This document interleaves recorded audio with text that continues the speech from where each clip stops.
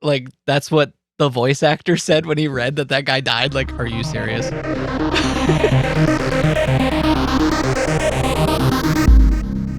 Hello and welcome to the Otaku Network Podcast. My name is Steve. And I'm David. And this is the inaugural episode of Anime Plus. I just wanted to keep talking about Orb. Yeah, me too. Because Orb is so good. It's ridiculous. So with this first episode, we are going to talk about episodes 14 and 15 of Orb. We left off where Noak is torturing Otzi to try to get Beni to confess about his heretical material that exists. So the torturing continues, and we get to see the mouth-splitting device that Noak really enjoys. I think we learned how the Joker from the Dark Knight series got his scars on his cheeks, because that's what Otzi ended up with after that thing split his mouth open. Who knew the Joker was an apostate? Right? That was pretty much the last straw. And Beni confesses that he still has material left over and takes Noak to the stone box. And then the two heretics meet their fate at the end of a gallows noose. So while this is all happening, Noak's daughter becomes the target of the son of the bishop who hates Noak. Yeah. He instructs the two junior inquisitors that Noak had been training to question her a bit more. She convinces them that she had nothing to do with the heresy that Otzi and Beni were part of. But before she can be let go, the son of the abbot forces them to start torturing her. Just straight rips out one of her teeth. Yeah, we get a pretty upfront and vivid example of them removing one of her incisors. It was hard to watch. Yeah. I shuddered. Oh, yeah, it was definitely hard to watch. Then they talk about, let's do the thumb screws instead. And the Inquisitor, who really has a lot of questions about why they're really doing this, goes to get the thumb screw, and he ends up overhearing the one priest talking about his plans to essentially get rid of Noak and then remove his father so that he can be in control. So he scurries back, quick thinks up a plan, tells the other guy that he can't find them, so the other guy goes to look for the thumb screws, and while that's going on, he releases Yolanta. The priest doesn't get away with it, obviously, and the guy who's orchestrating all of this beats him mercilessly, to tell him what was really going on. And so he concocts another plan that he will kill this guy and burn his body and then inform Noak that his daughter had been found to be heretical and they had executed her and burned her body. And it works. Word gets out to him, and Noak has a lot of self-reflection to go through. Oh, yeah. And we get a long reminiscence about the gloves that she cherished so much and how he had tried to use purchasing them for her and events relating to it as a way to instill religious morals into her about, how God is the one responsible for everything that you have in your life.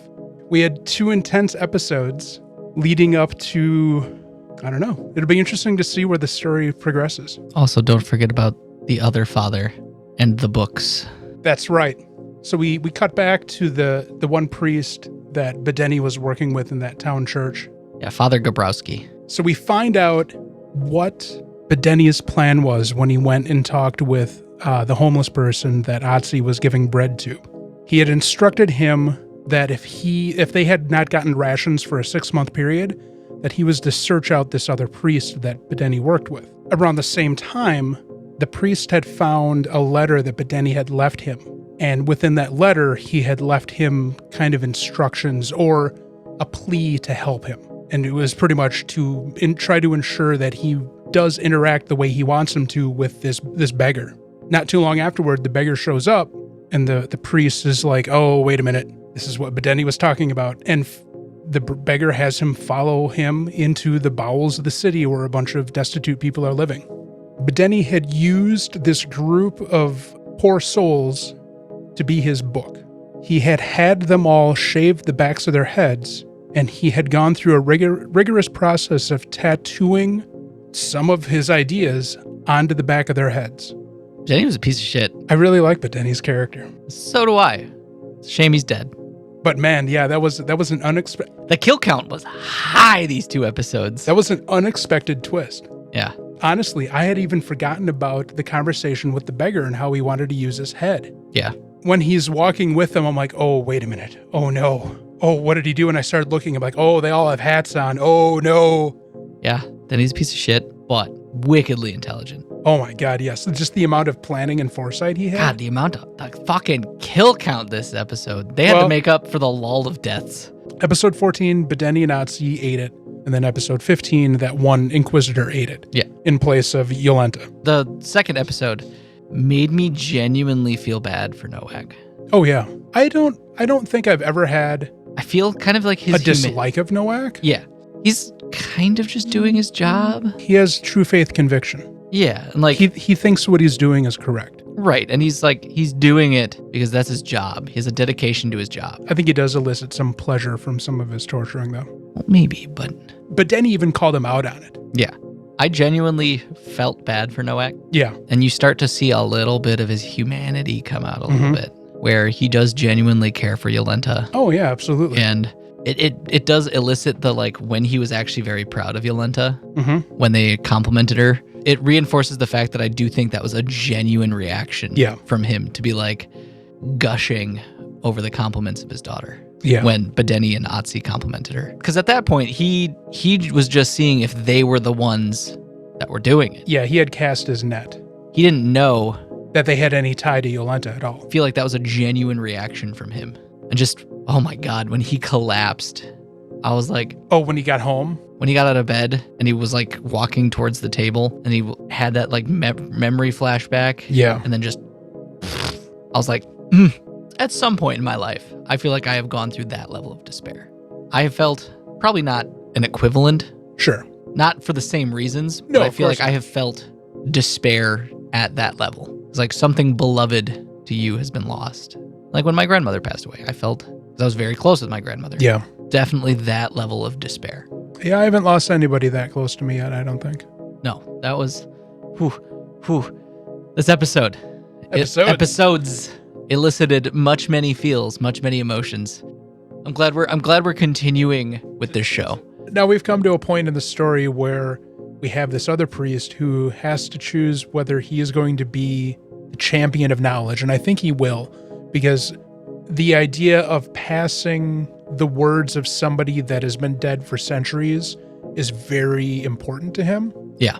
I think the extremity that Beni has gone through to preserve his information will do a lot to convince him to follow his wishes. Also, those homeless people shaved their heads way too perfectly.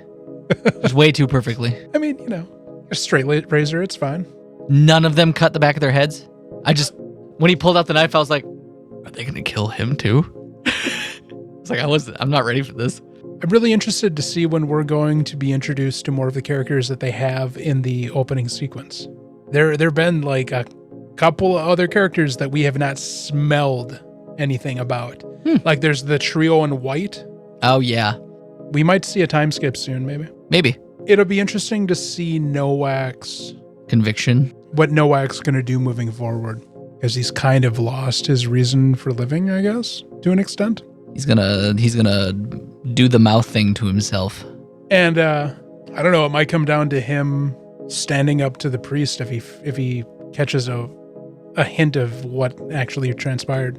And it'll be interesting to find out what happened to Yolanta too. First episode of Anime Plus. We're gonna keep going with this for a while, talking about Orb until Orb ends. And then depending upon when season 2 of Ranma begins, we'll fill the gap with something else in the Anime Plus format. We'll find something. Otherwise, thanks for listening. Don't forget the regular podcast, which is now being shifted to Fridays. And we are going to be talking about 3 new shows for the winter season. My pick is Zenshu. My pick is Blatt. And the shared pick is Sakamoto Days. So the first episode of that will be dropping 2 days from this one coming out. So be sure to check that out.